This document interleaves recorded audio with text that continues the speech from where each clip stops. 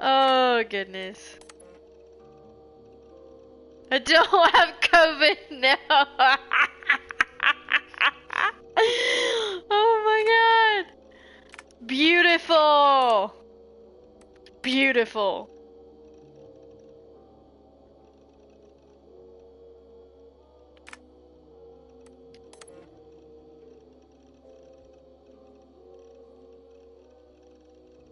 I don't like to read all this stuff. Oh, Desmond. 1, 2. No, come on, Sean. Turn that thing off. Oh, hold on. I like what you said there. I want to get this for posterity. Say it again, nice and loud. Seriously? Sure, come on. If nothing else, it'll give me leverage with your old man. Ah, that's your angle. Nice. What I said was, I wish I hadn't been born into the Assassins. I wish I had chosen this life. Is that good enough? Sure, but why is that? Because choice is the central idea of our creed. It underpins everything, right? It's about free will. It's about seeing the evidence before you and saying, yes, this is what I want. Or, no, this isn't for me. But when you're born into a group like this, or any other, like I was, you get mixed signals. You get told over and over again, this is what we believe. These are the rules. This is reality. No deviation. And if you question it, oh, they look at you like you killed a puppy. That's hardly free will. It's a weird irony when free will is your central belief, but nobody wants you to believe otherwise. I don't know how to say it exactly, but I always thought there was something self-destructive about our creed. If free will is the most important moral guidepost we have, we should be free to ignore it. To choose submission, for example. You know what I mean? Like, we should be free to side with the Templars. If it's really my choice, I could do that. Right. It's almost self-refuting. A democracy could democratically elect a dictator or choose to get rid of democracy altogether. Within our creed is the seed of its own destruction. That's what makes it powerful, I think. And fragile. Right. The more freedom you have, the more risky it is, you know? Anyway, my dad has mellowed over the years, but he was strict when we lived on the farm. He ran a tight ship. I never got the impression that I was free to choose my path forward. Our creed, our tenets, they were drilled into my head. By the time I was a teenager, I was following these rules out of a sense of duty. This was just what we did. That happens to a lot of organizations over time. The stagnation sets in, you know? The fundamentalism. Yeah. Following the rules becomes more important than achieving whatever goal you set out for yourself. And people start to lose sight of the reason the rules exist. That's called deontology, or a form of it. Following a rule for its own sake and not for the consequences it has. Yeah, but that feels backwards, doesn't it? Well, I think so. Following a rule is the easy part. Praying, taking a sip of wine, munching on a wafer. Rituals that give comfort. But that's just going through the motions. It makes people feel like they're doing something. When the hard work is, well, actually getting off your ass and doing something productive. I think people just want boundaries. Tight boundaries. They want to see the four walls that pen them in. I don't disagree. Anything outside that, anything that makes life more complex, that's scary. That's why I envy you. You chose this life. You went through that process and you decided, yes, I believe in this. Sure. It didn't stop me from being an insufferable know-it-all as a teenager, but I see your point. I would have loved to have been a know-it-all. I knew nothing. Not until you guys found me. Yeah. It wasn't until I met you, and Bex and Lucy, that I knew. I knew I wanted to be an assassin. Oh, thanks, Des. Come here. Bring it in, bud. I don't normally like touching, but I'll make an exception now. I am not hugging you. You sure? Because I smell very nice today. Can you just turn that off? God, it was so long. Hold on, I'll just set this here. Do you guys record everything we talk about? Not everything, but you've been using the Animus so much, I thought this was a good chance to learn some things about prolonged exposure. So I'm your guinea pig. No, my guinea pigs are all dead. The Animus was too much for them to handle. Cute. Can I ask you about the bleeding effect? Any recent flashes? Any memories resurfacing? Yeah, the usual things. Ghost images of Altair and Ezio a few times a day. Nothing intrusive, just brief moments. They pass quickly, almost without me noticing. Like a figure in the corner of my eye. Or remembering a dream from the night before. I did have one extended hallucination a few days ago. It was Ezio. He was older, around the time he left Cappadocia. He was standing on the deck of a ship, alone. And through him, I could feel an intense regret or guilt. And it felt to me like he'd had a loss of faith in himself, in the creed, like he couldn't keep it up, couldn't stay true to his ideals.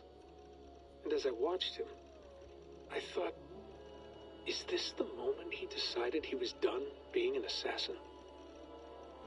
It felt like it. Anyway, most of my visions have been brief, lasting just a few seconds. They're like complete memories of small moments that appear suddenly out of nowhere, fully formed. It's a strange feeling. Okay, anything else? I'm starting to see Connor now, too. Though I hear his voice more often than I see him. I'm sure that will change.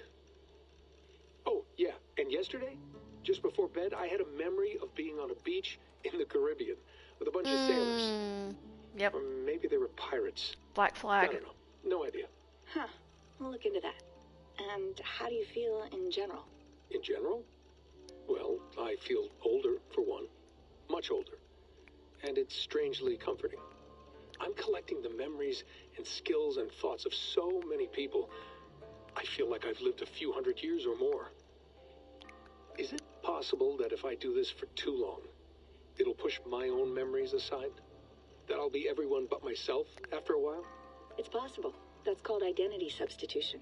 It's happened before, but it's rare. And someone with your background shouldn't need to worry. My background? You mean someone with my genes? My abilities? You have Isu DNA, and that lets you see things and do things and withstand traumas that other people can't. And I can suffer in ways that others can't. That's not something to be proud of. You mean the apple? Yeah. It has a pull, Bex.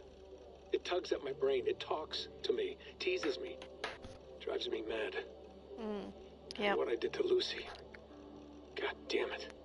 Nothing is worth the damage I did. The pain I caused. I know. But you're special. That's the point. But Lucy I'm not betrayed special, us. Bex. I'm lucky. That's all. I understand. We're assassins. It's our creed that makes us different, not our genes, not our blood. Anyone can join us. That's true. But let's leave that aside for a second. What I want to know is, have you ever had any Isu memories resurface? Isu memories? I don't think so. I can't even begin to imagine what that would feel like. I think you'd know if you did. Maybe one day. We might be able to induce something. Jesus, let's fix the world first, okay? Before we start digging up my ancient ancestors. Deal. With my luck, I'll be related to some third-rate Isu like Sisyphus or something. Way to aim high, buddy. Hey, you gotta. So nice to hear his voice again. Layla, thought you might be interested in this. Conversations that Bex and I had with Desmond back in 2012. December, I think. Just candid talks, that's all. We didn't square any circles or write any beat poetry. But he did have some interesting insights into his time in the Animus and what it means to be an assassin. Anyway, have a listen.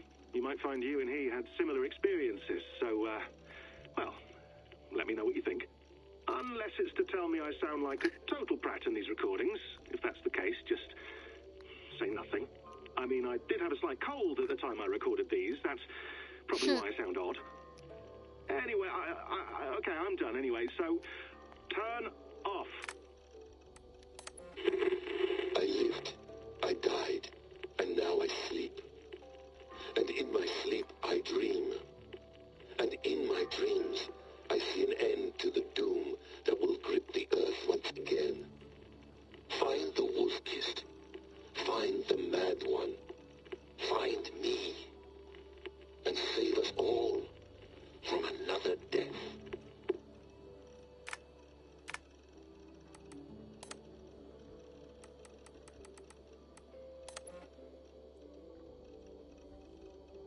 Yeah, this is all the stuff from...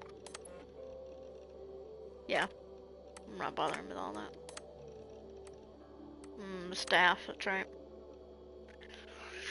Cassandra!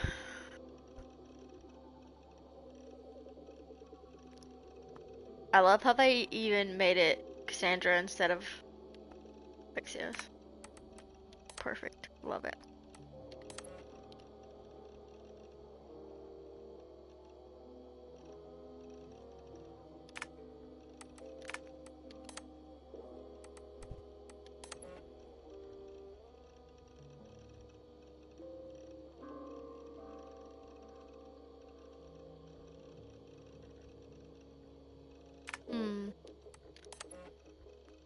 Yeah.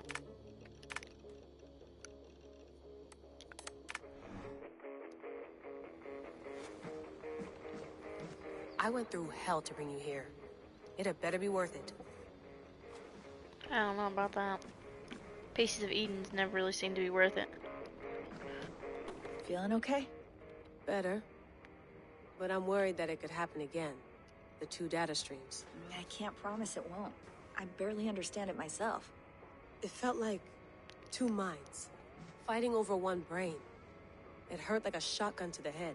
Right. There's something about this Viking's DNA sample that feels dense, noisy. The gender issue. Staff? Interfering somehow? How do you mean? My headaches, my temper. They started the day I got that thing. I hope you're not making excuses for, you know, your friend. Jesus, no. I'm not. Sorry. Just take it easy. And if you feel yourself slipping again, let us know. I'm trying. I really am.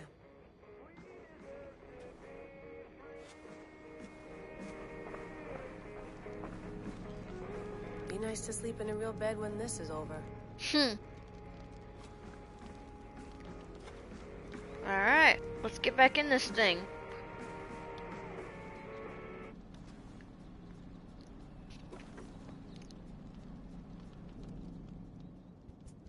All right, time to go. Norway to England takes about a week by long ship, so I'll scrub ahead. Looking rough there, Lila. Don't. No. No. No. You okay? Sorry. Can you play the message again? We have the transcript if you're looking for something. I can No, go and... I want to hear it. Okay. I don't mean to be cryptic. It's just... that message led us here. To this place. To a Norse grave in North America. So those bones out there are the only lead we have. Our only chance at fixing this planet before it's too late. Here it is. I lived, I died, and now I sleep. And in my sleep I dream. And in my dreams I see an end to the doom that will grip the earth once again. Find the wolf-kissed.